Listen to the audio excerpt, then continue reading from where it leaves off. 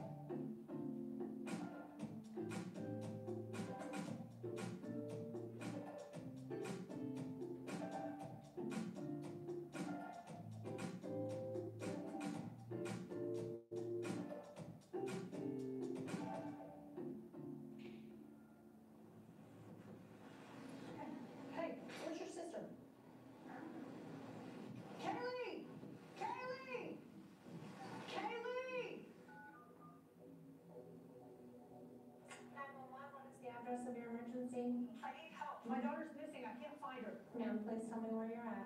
I'm at the Marion Gardens right now. Right now I'm down by the pond. I saw her maybe a couple of minutes ago. I don't know where she is. Okay, what is her name? Her name's Kaylee. She's never done anything like this before. Please send somebody. I can't find her. Okay, ma'am, I just need to get some basic information. With a missing child, every minute counts. It's important that officers get the information as quickly as possible so we can locate the child. The Real-Time Information Center, as law enforcement evolves, we want to still be able to ensure that the community is safe and we're responding efficiently and effectively. Okay, we got one missing child. Where at? Marion Gardens. Mom is still on dispatch. Do we have a description? 6-year-old girl, blonde hair. Can mom send us a photo? They can contact the parents directly and speak to them by phone and maybe get the recent photo that they were wearing that day. We could get a photo so officers can have a more accurate detail of what the child looks like. Okay, we have a photo of the girl. Tell me what it was for. Okay, we have several cameras in the area. Let me see if I can find her. By the community registering your cameras with the police departments, we can quickly pull up and say, there's a camera at this location, and we can send officers directly to get the child back safer. Okay, I see her. She's at the fountain on the north side of the gardens. The Real-Time Information Center allows us to have a force multiplier, and they're directly communicating with the officers and get them accurate and detailed information. RTIC just allows all the technology that's available to us as a more of a tools and resources to assist law enforcement to ensure that the public is being safe.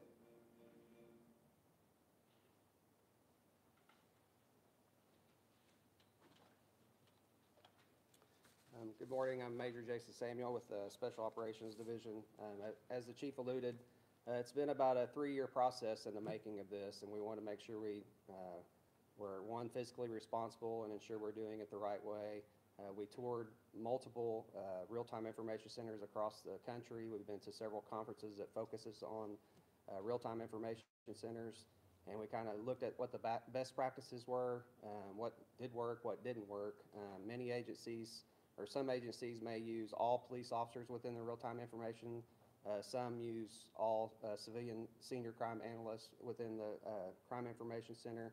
And so we've kind of morphed that, and we have a mix of both. We feel like that's the most advantageous way to get everything out there.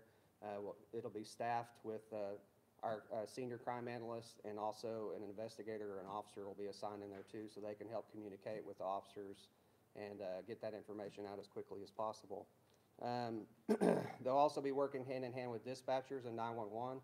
It's kind of like the chief said, it's a force multiplier as far as just getting more information out there quicker. 911 can focus on speaking to the person calling into 911, and then we can focus on getting that information out to officers as quickly as possible and gathering more detailed and accurate information. One thing that we do want to do is be transparent. Everything that's done within the Arctic, there's a log of every activity that's done within the cameras. The Arctic itself is limited to personnel just assigned to the Arctic itself, or real-time information center. And then any actions that are taken on specific incidents, the analyst will log that information so that information is always available. A lot of questions are arisen about where the cameras will be located. All of our current cameras are in public spaces, within public view, major intersections, things like that.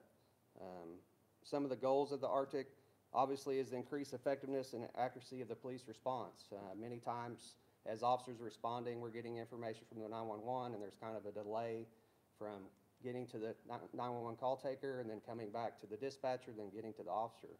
Well, as the call comes in, the real-time information center can pull up any cameras in the area, get more detailed information, and pass that on to officers. For instance, if you have an armed robbery at a convenience store, sometimes we may get information the suspect's driving a gray pickup. Well, we don't want to stop every gray pickup driving throughout the city. So the analyst can pull up any cameras in that area, may get an actual picture of the vehicle and know that it's a Dodge pickup, and maybe even get a tag number. And so that'll also help with unwanted contacts and unneeded contacts, and we can focus on more who the actual suspect is. The analyst can also send out information to officers as they respond. You know, like you saw in the video with the child, they can send out pictures of the child. If we're responding to a school, this platform that we're using, which is called Fusus, it has a map overlay, so we're able to pull up the map of the actual school. So if the officers are responding to a disturbance or an incident within a school, and it's in room 32, well, officers aren't going to know where room 32 is. So we can pull up that information, send a map to officers, and we can get to that room as quickly as possible, because time is always of the essence.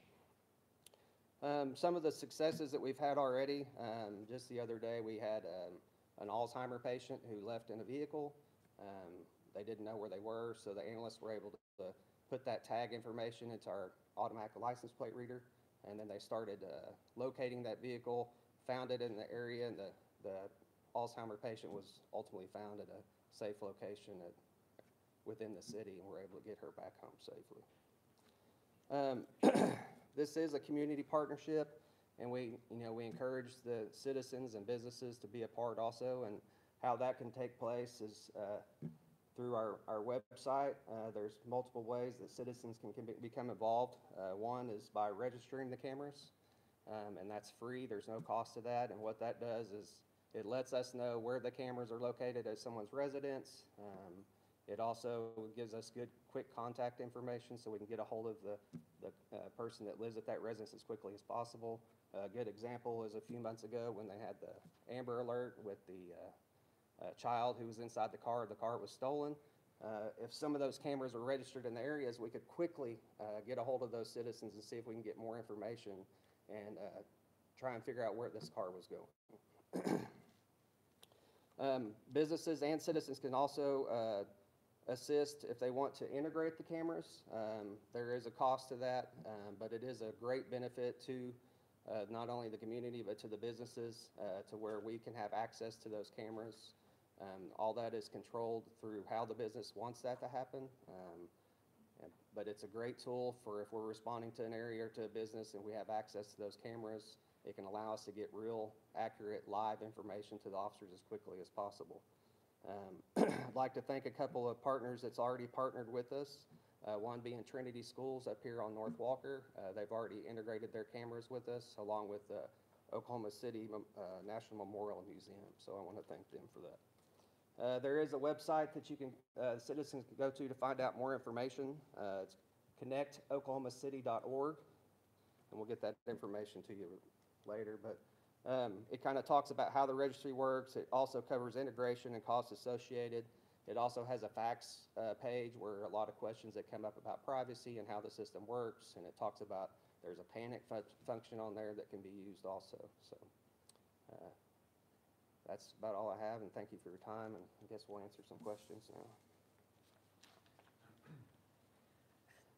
Thank you, Major Samuel.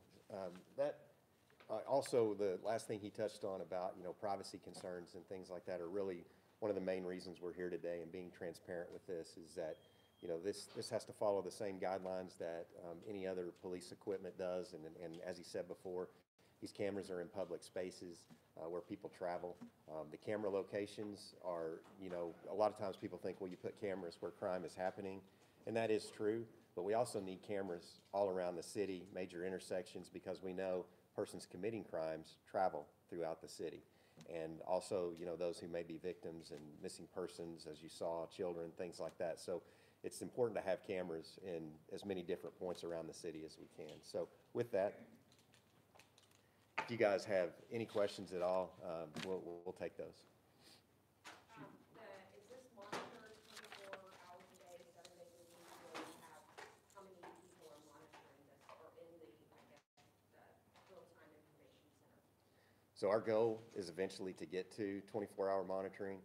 Again, this is a big undertaking, a lot to it. So right now, we're only be available part of the day with analysts, and then usually there's one sworn personnel in there and 2 analysts that are in the Arctic monitoring, and they can pull up CAD calls. They have radios so they can hear what's going on out there. I was up there watching them work, one time recently, I think it was last week, and a call had come up about a domestic, and they were providing information to that officer would normally not have just by research and things that they were doing. So it's not just about cameras and that visual set of eyes on, it's about what those analysts are able to do and information they can pull up that may help the officer when they get out there, help them from going into a dangerous situation or knowing that, maybe there's not a crime there, things like that. So it's going to be very helpful.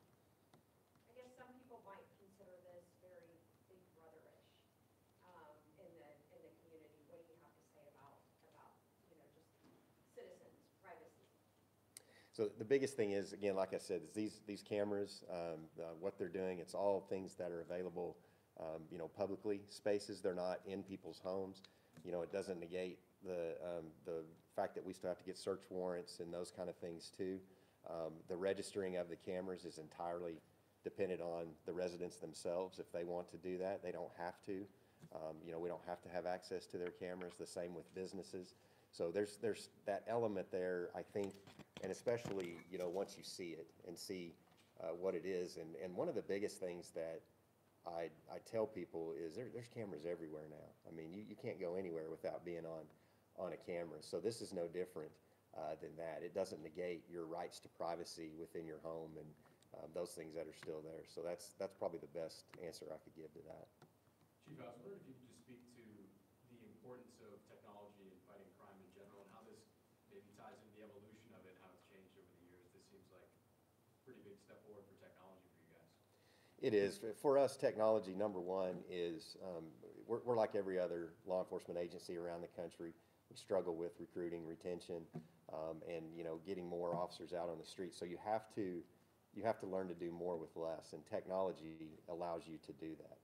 Also, you have to become advanced in your crime fighting because the criminals and those that are committing crimes are using technology to their advantage as well. So we have to try to stay ahead of that game and do everything we can to try to limit that workload. And if you think about, a crime that happens, whether it be a shooting or a nonviolent larceny, something to that effect, and the amount of time that it takes in human hours to track down leads and do all of those things. And so if you have technology that can help cut that down, it really helps. And probably the biggest thing too that kind of goes to your question about Big Brother is it doesn't negate the need for those officers, because we still have to follow the law and how we develop those cases, probable cause, and all of those things. This is just another piece of the puzzle. But if it can help guide us in a direction of building our case, it's gonna cut down on those man hours that it normally takes to do that. If there's no more questions, could you review the highlights of your presentation for me, please? You want to kind of review again since she just got here? Just rewind everything and start over. No, just kind of give an overview. No, I mean, it's been about a 3-year process developing this. We toured multiple different agencies that already have real-time information centers that are available, and we looked at what their best practices were, what worked for them, what didn't work. Some agencies use all officers within their real-time information center. Some use just all criminal analysts, and so we're kind of doing a hybrid version of that. And so we'll have criminal analysts who are a great force multiplier for officers out there. They're able to gather information and use their technology to gather things. And then also we'll have an officer inside there with them, also working hand in hand. Some of the benefits of it, it gets more accurate and detailed information out there for officers as they're responding to calls to ensure that we're reacting properly. It also helps alleviate unwanted or unneeded contacts at the same time. There may be times when there's a disturbance on the street, and we can pull up those cameras and realize, there's really nothing going on. It's just people standing in the street. Instead of sending 5 officers to that location because we think there's a fight or something going on, we can notify the officers that really there's nothing going on. Either we can cancel the call, or we can just send 1 officer, and those officers can be reallocated to that location. Citizens can join and be a part of it too. It's going to be a partnership with citizens.